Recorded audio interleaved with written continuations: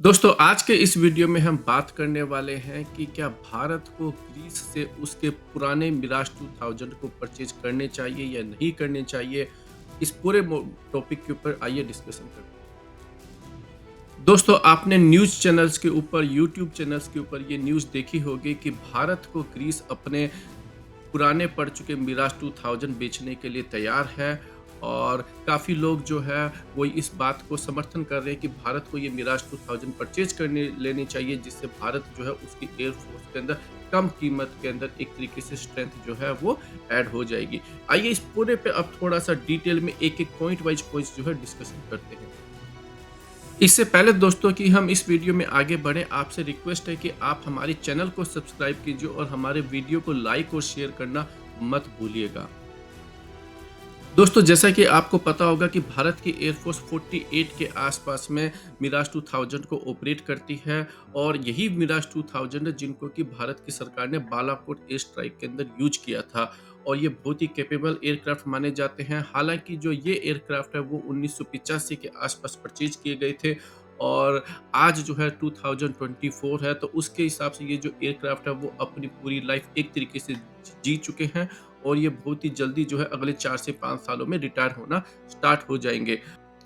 पहले आइए देखते हैं इसके प्रॉन्स की बात करते हैं। सबसे पहला दोस्तों लोग ये इस बात को कह रहे हैं कि मिराज 2000 की असेंबली लाइन जो है ऑलरेडी फ्रांस काफ़ी साल पहले जो है वो बंद कर चुका है। इसके जो पार्ट्स हैं वो भी जो है मार्केट के अंदर अवेलेबल नहीं है। और उसको देखते हुए क्योंकि भारत जो है अपने 48 मिराज 2000 को अभी भी ऑपरेट करता है। और इसलिए उनके पार्ट्स जो है वो मार्केट में अवेलेबल नहीं है। और इसीलिए कुछ लोग ये कह रहे हैं कि अगर हम ग्रीस से ये पुराने पड़ चुके मिराज को अगर हम कम कीमत के ऊपर परचेज कर लेते हैं, तो उनके जो उनको उन एयरक्राफ्ट को डिसेंबल करके उनके जो पार्ट्स है वो हमारे जो मिराज 2000 है उनके अंदर जरूरत पड़ने पे लगाकर उनकी जो लाइफ है उसको एक्सटेंड किया जा सकता है। और एक तरीके से दोस्तों अगर ये बहुत ही कम कीमत पर अगर हमें ये एयरक्राफ्ट मिल जाते हैं, तो हम बहुत ही कम पैसों के अंदर अगले 10 से 15 साल हो सकता है कि हम मिराज 2000 को जो है वो फ्लाइंग कंडीशन में रख सकते हैं। दूसरा तर्क दोस्तों ये दिया जाता है कि किसी भी एयरक्राफ्ट के ऊपर एक स्पेसिफिक वेपन सिस्टम्स होते हैं। जैसे कि मिराज 2000 के ऊपर स्पाइस बॉम्ब्स लगे हुए हैं जिसका कि हमने बालाकोट स्ट्राइक में यूज किया था। अगर ये बॉम्ब किसी दूसरे एयरक्राफ्ट पर अगर हम यूज नहीं करते हैं, तो ये भी उस एयरक्राफ्ट के साथ भी रिटायर हो जाएंगे क्योंकि इनका भी कोई यूज नहीं रह जाएगा। तो तो अगर इस एंगल से सोचा जाए तो एक एयरक्राफ्ट के साथ-साथ उसके जो वेपन जो हमारे पास अवेलेबल होते हैं, जो हमारी इन्वेंटरी में है, उनकी भी लाइफ एक्सटेंड हो जाती है। और जो तीसरा तर्क दिया जा रहा है दोस्तों वो ये है कि भारत की जो एयरफोर्स की जो स्ट्रेंथ है, नंबर ऑफ जो एयरक्राफ्ट है वो दिन प्रतिदिन पिछले 10 से सालों में गिरते जा रहे हैं। और उस इन्वेंटरी को बनाए रखने के लिए हमारे पास ये जो 48 मिराज 2000 है वो काफ़ी उपयोगी साबित हो सकते हैं।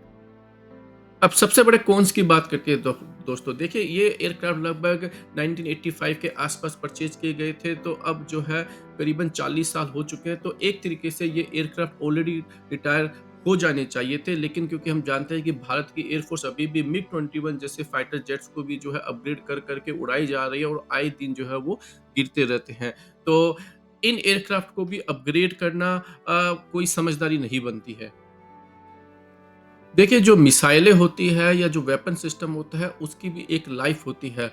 और अब जिस तरीके की जो रेडार्स वगैरह आजकल के वेपन सिस्टम में यूज की जाती है और जो इलेक्ट्रॉनिक्स वॉरफेयर जो लड़ा जा रहा है, वो सब जो है अब मिराज 2000 में हमारे पास नहीं है। तो एक तरीके से अगले 15 साल इस एयरक्राफ्ट को और उड़ाना कोई सेंस वाली बात नहीं बनती है।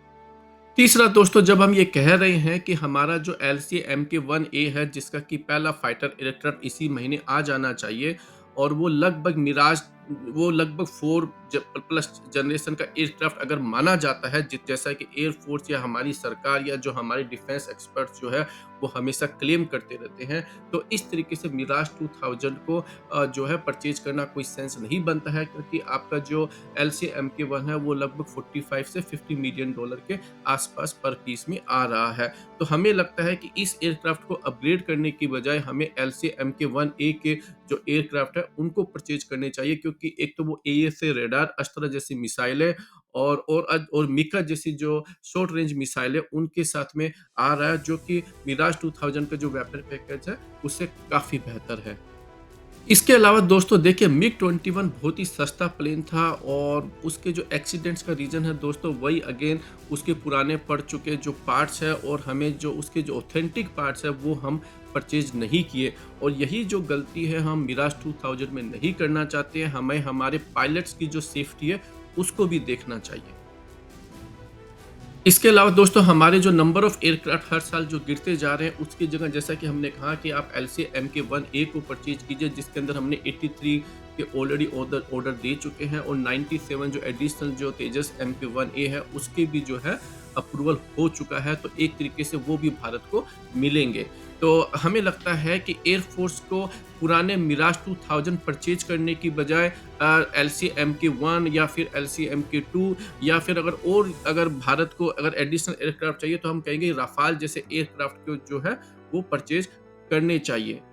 इसके अलावा दोस्तों हम लगभग $4 ट्रिलियन की इकोनॉमी बन चुके हैं, और अगर अभी भी हमारी जो माइंडसेट है वो अगर मिग 21 को रिप्लेसमेंट करने की होगी, और जो भारत का जो मेन एयरक्राफ्ट जो कि मिराज 2000 है उसको भी अगर हम पुराने मिराज 2000 परचेज करके उनके पार्ट से अगर उसकी लाइफ को बढ़ाने की बात करेंगे, तो मुझे नहीं लगता है कि हम हमारे एडवर्सरीज जैसे कि चाइना और पाकिस्तान है इनको कोई अच्छा सिग्नल दे रही है। बेसिकली हमारी वीकनेस को और हमारी जो डिसीजन मेकिंग जो कैपेसिटी है उसको डिस्प्ले कर रहा है। दूसरा दोस्तों हमें लगता है कि जब आप ऐसे एयरक्राफ्ट को परचेज कीजिए जो दुश्मन के जो एयरक्राफ्ट है उनको हैंडल कर सके।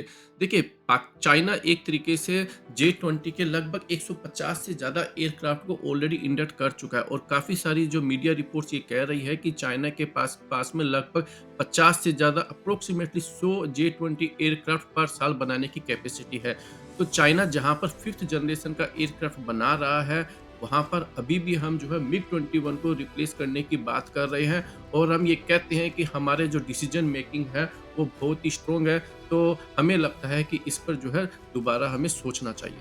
देखिए, ऐसा नहीं है कि भारत की DRDO या HAL जो है वो एयरक्राफ्ट बनाने में फेल रही है, नहीं। देखिए, भारत ने जो है अपना तेजस MK1 जो है वो 2004 में ही फ्लाई कर लिया था, और अस्त्र MK1 जिसकी की जो इनिशियल रेंज थी वो 40 किलोमीटर के आसपास थी, उसको भी बना लिया था। लेकिन हमारे जो एडवर्सरीज है उनके पास में 100 किलोमीटर से ज़्यादा की जो रेंज की मिसाइलें थी, उनके जो एयरक्राफ्ट थे उनके अंदर AESA रेडार आ चुका था। तो हम इसलिए हमारे जो तेजस जो MK1 का प्रोग्राम है वो डिले होता गया, क्योंकि हमें वो AESA रेडार हमारे पास नहीं थी। हमारे पास अस्त्र की जो मिसाइल की रेंज थी उसको भी हमें 100 किलोमीटर से आगे बढ़ाना पड़ा।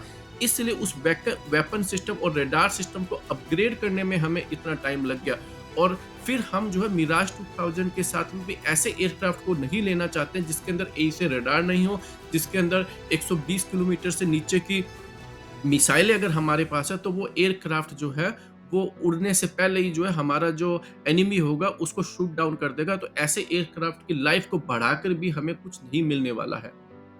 आज के इस वीडियो में दोस्तों इतने ही। हम आशा करते हैं कि आपको हमारा ये वीडियो अच्छा लगा होगा। आप अपनी ओपिनियन कमेंट सेक्शन में ज़रूर बताइए, और आप हमारे चैनल को सब्सक्राइब करना मत भूलिएगा।